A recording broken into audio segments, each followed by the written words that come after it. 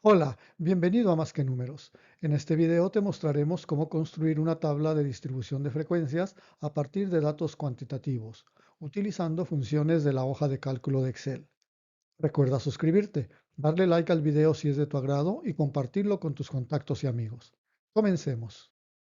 Para ilustrar la elaboración de una tabla de distribución de frecuencias para datos cuantitativos, analizaremos un conjunto de datos que refleja los ingresos anuales de 24 empresas de servicios en Puerto Vallarta.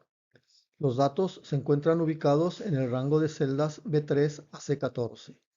Cabe destacar que para este procedimiento no es necesario que los datos estén ordenados o agrupados en una única fila o columna. Los elementos característicos que conforman una tabla de distribución de frecuencia son los siguientes. En primer término tenemos las clases. Cada clase se define por un límite inferior de clase y un límite superior de clase. Después tenemos las marcas de clase, que se calculan como el promedio de los valores de los límites inferior y superior de cada clase. Estos valores representan a cada una de las clases al momento de realizar cálculos con base en los datos que se presentan en la tabla. La frecuencia absoluta de clase es la cantidad de datos observados que corresponden a cada una de las clases. Luego tenemos la frecuencia relativa de clase, que muestra el porcentaje de los datos totales que están presentes en cada clase. Se calcula dividiendo la frecuencia absoluta entre el número total de datos analizados. La frecuencia acumulada muestra la cantidad de datos que se van acumulando a medida que se avanza en las clases de la tabla. Se calcula sumando a la frecuencia absoluta de cada clase el total de las frecuencias absolutas de las clases anteriores. Finalmente, tenemos la frecuencia relativa acumulada, que muestra el porcentaje de los datos acumulados hasta cada una de las clases de la tabla. La configuración de la tabla debe asegurar que todos los datos tengan cabida o acomodo dentro de alguna de las clases y que no exista duda sobre la clase a la que pertenece cada uno de los datos.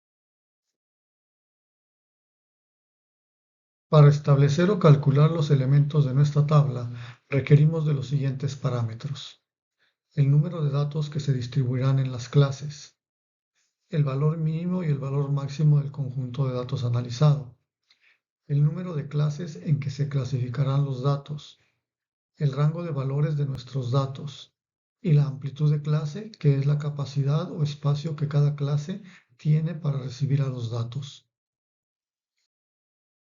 Para calcular el número de datos utilizaremos la función de Excel contar, que nos devuelve el número de celdas que contienen valores numéricos dentro del rango de celdas especificado.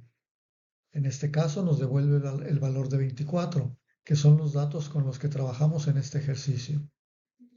Después, con la función min, ubicaremos el valor mínimo de todos los datos, 6.549 en este caso. Similarmente, utilizaremos la función max para obtener el valor máximo de todos los datos, que es 24.677.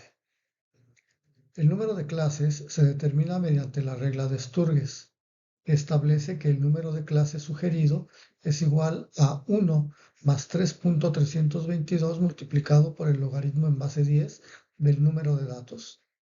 El resultado se debe redondear al entero impar más cercano. En este caso, el redondeo se hará hacia 5 clases. El rango se calcula como la diferencia entre el valor máximo y el valor mínimo de los datos. Finalmente, la amplitud se calcula dividiendo el rango entre el número de clases ya redondeado. El resultado que se obtenga para la amplitud se redondeará hacia arriba, hacia el mismo número de decimales que contengan nuestros datos. Iniciaremos la construcción de nuestra tabla de distribución de frecuencias. En primer lugar, delimitaremos las celdas que contendrán los valores calculados para cada una de las 5 clases en las que distribuiremos los datos. Luego, el límite inferior de la primera clase deberá ser al menos igual al valor mínimo de los datos, por lo que en este caso, será igual al valor de la celda G3. El valor del límite superior se calculará con el valor del límite inferior más el valor de la amplitud redondeada que está en la celda H7. Para fijar esta celda en la fórmula hay que colocar el símbolo de moneda entre la H y el 7. Con estos límites, todos los datos con valores entre 6.549 y 10.175 deberán estar considerados como pertenecientes a la primera clase de la distribución. Ahora, el valor del límite inferior de la segunda clase tendrá que ser igual al valor del límite superior de la clase anterior más 1. Para asegurar la continuidad entre los límites de las clases. Una vez calculado este límite, podemos extender la fórmula para todos los límites inferiores del resto de las clases. Para esto, seleccionamos las celdas de los límites inferiores, desde la segunda clase hasta la quinta y oprimimos Control J. El resultado preliminar mostrará solo unos, pero los valores se actualizarán cuando calculemos los límites superiores. Para esto, seleccionamos las celdas de todos los límites superiores de clase y oprimimos las teclas Control J. Automáticamente se calculan los límites superiores, y con ello, los límites inferiores de todas las clases. Como control, hay que verificar que tanto el valor mínimo como el máximo de los datos tengan cabida en alguna de las clases establecidas. En caso de que no sea así, habría que revisar la formulación de nuestros límites de clase y hacer las adecuaciones necesarias. El siguiente paso es calcular las marcas de clase. Recuerda. La marca de clase es un valor que representa a todos los datos contenidos en la clase y se calcula con el promedio de los valores de los límites inferior y superior de la clase. Para esto, utilizaremos la función promedio de Excel. Nos ubicamos en la primera celda de la columna, marca de clase, escribimos la función promedio, precedida del signo de igual y escribiendo entre paréntesis, separadas por 2 puntos, las dos celdas de los límites inferior y superior de la clase. Como podemos observar, para la primera clase el resultado es 8362. Esta misma operación debe repetirse para el resto de las clases, por lo que seleccionamos todas las celdas de la columna marca de clase y presionamos Control J para extender la fórmula a todas las celdas. Ahora tenemos los valores de las marcas de clase de todas las clases de la distribución. Calculemos ahora las frecuencias absolutas de clase, cuyo encabezado está representado por la letra F minúscula. Se calculan con la función de Excel, frecuencia. Para esto, seleccionamos la celda que corresponde a la frecuencia absoluta de la primera clase y escribimos el signo de igual y la palabra frecuencia.